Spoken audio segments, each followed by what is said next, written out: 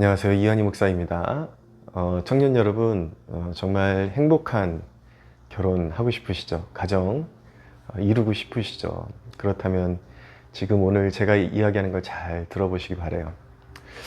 결혼을 시작하는 그 위치에서부터 가치관 형성을 참 잘해야 합니다. 지금 이 제 이야기를 듣고 있는 여러분들은 아마 신앙을 가지고 있는 지체들이라고 생각이 됩니다. 근데 신앙이라는 것도 그 중심의 가치관에 따라서 형성되게 됩니다. 예를 들어서 세속적인 가치관을 가지게 되면 성경을 적용하는데도 불구하고 신앙을 가지고 있음에도 불구하고 세속적인 그런 방향으로 인생이 흘러가게 돼 있어요. 그러나 하나님 중심적인 가치관을 가지고 있으면 말 그대로 성경을 잘 받아들여서 좋은 열매 맺는 방향으로 인생이 흘러가게 되겠죠.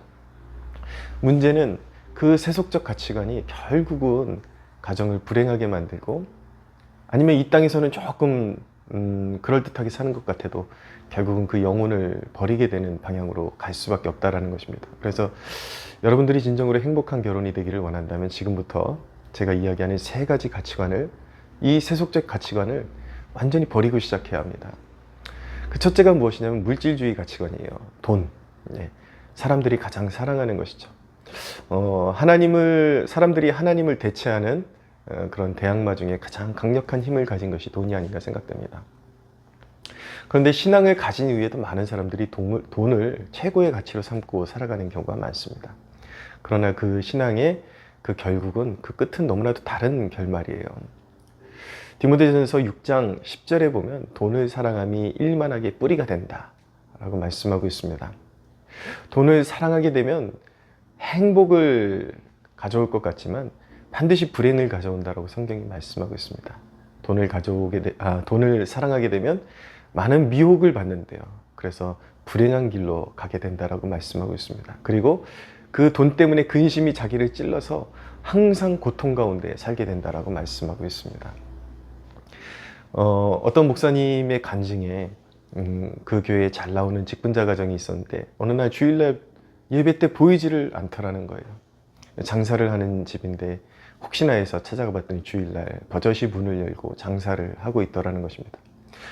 안 그랬었는데 어떻게 된 것이냐라고 물어보니까 조바심이 나기 시작한 것입니다. 자식들한테 뭔가 집이라도 떳떳하게 해주고 물려주고 싶은데 평범하게 살아서는 어림도 없을 것 같아서 그 조바심 때문에 주일날도 이제 예배도 제끼고 문을 열게 되었다는 거죠.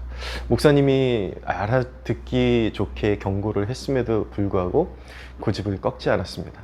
얼마 지나지 않아서 그들의 상가가 불에 완전히 타서 그들의 가산이 완전히 기울어지는 그런 불행을 당하게 되었습니다. 여러분, 이런 예시가 극단적이라고 생각하시면 안 돼요. 물론 그렇게 무조건 다 불태우시는 건 아니에요. 그렇지만 반드시 그렇게 하나님을 등한시하고 세상을 가장 우선순위에 놓게 되면 거기에 따른 분명한 결말, 그런 어떤 불행한 결말을 맞이하게 되는 것은 확실합니다. 하나님은 질투하시는 하나님이시기 때문이에요. 특별히 아예 멸망할 사람들 같으면 하나님이 방관하실 수도 있는데, 사랑하는 자녀들일수록 하나님께서는 그렇게 세상 욕심에 빠져서 그렇게 멸망의 길로 가는 것을 하나님은 두고 보시지만은 않습니다. 그래서 어떤 경우에는 하나님께서 극단의 조치를 취하실 수밖에 없는 거죠. 돈에다가 가치를 두면 서로 불행하게 돼요. 돈에다가 가치를 두게 되면 상대방도 돈에 따라서 가치를 두게 됩니다. 그래서 돈을 잘 벌 때는 사랑스럽게 보이다가 이제 삶에 어려움이 오면은 그만큼 하대하게 되고 굉장히 서로 간에 다투고 불행한 이제 사이가 되는 것이죠. 그리고 돈에 중심을 두게 되면, 가치관을 두게 되면 결국 신앙생활을 해도 이중적인 신앙생활을 할 수밖에 없습니다. 교회에서는 참 신도인 것 같지만 밖에서는 온갖 세상에 물든, 쩌든 그런 모습으로 이중적인 하나님의 자녀답지 못하게 살아가다 결국은 하나님의 징계를 불러오는 그런 신세가 되는 것입니다. 두 번째 가치관은 무엇이냐면 성공주의예요. 세상의 어떤 상류층이 되고자 하는 그런 목표를 설정하는 것. 물론 성장하는 가정이 되고자 하는 것은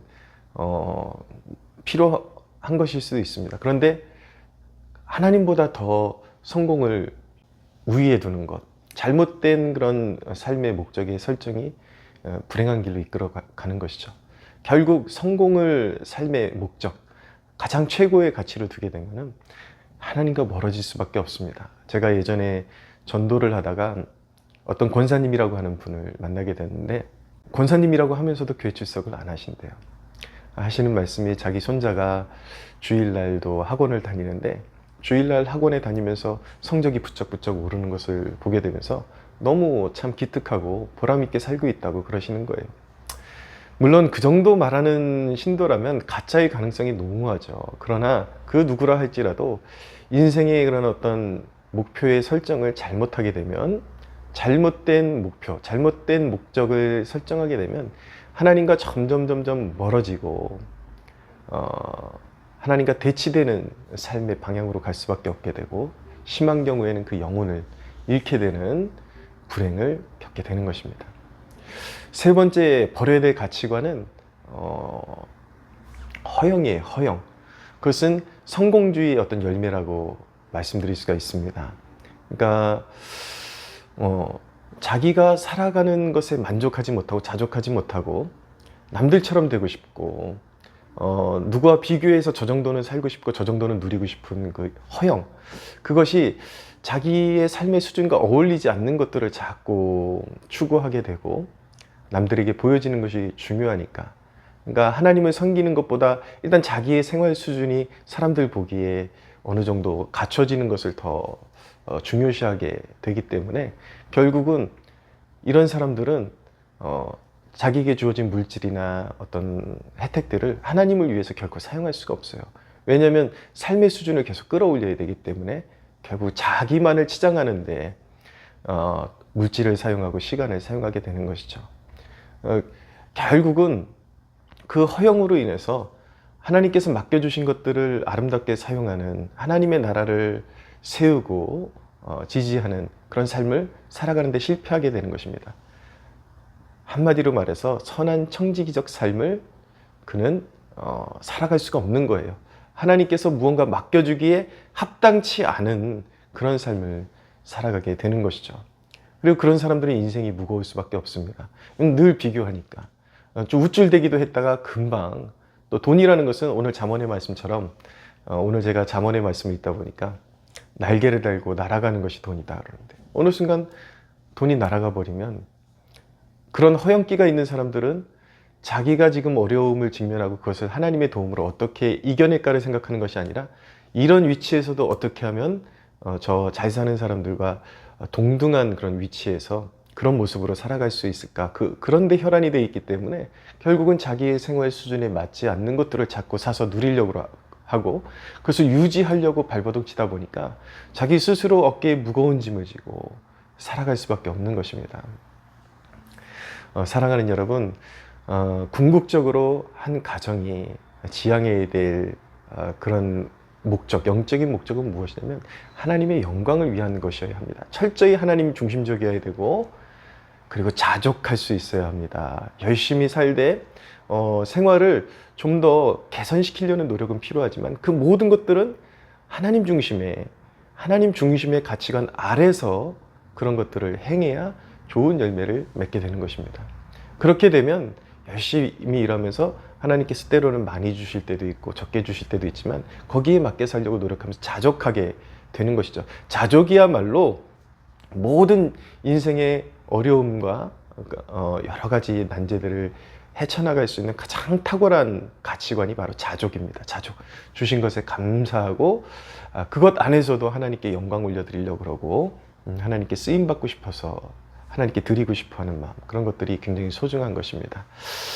결국 자족하는, 하나님의 영광, 자족, 그리고 청지기적 삶, 얼마를 주시든지 얼만큼을 주시든지 그것을 통해서 그 안에서 오직 하나님의 영광을 위해서, 하나님의 기쁨을 위해서 사용하는 습관을 들일 때 여러분, 이런 가정에 하나님께서 복을 주시는 것입니다. 그러니까 하나님 앞에서 낮추면 하나님께서 때가 되면 높이시는 것입니다. 풍성하게 하시는 것이죠. 여러분, 세상을 닮아가려고 하지 말고 여러분들의 가정의 그런 어떤 시작점부터 여러분들의 가치관을 잘 정비해서 좋은 열매 맺고 또 풍성하게 그런 열매 맺는 가정을 일으켜 가기를 주님의 이름으로 축복합니다.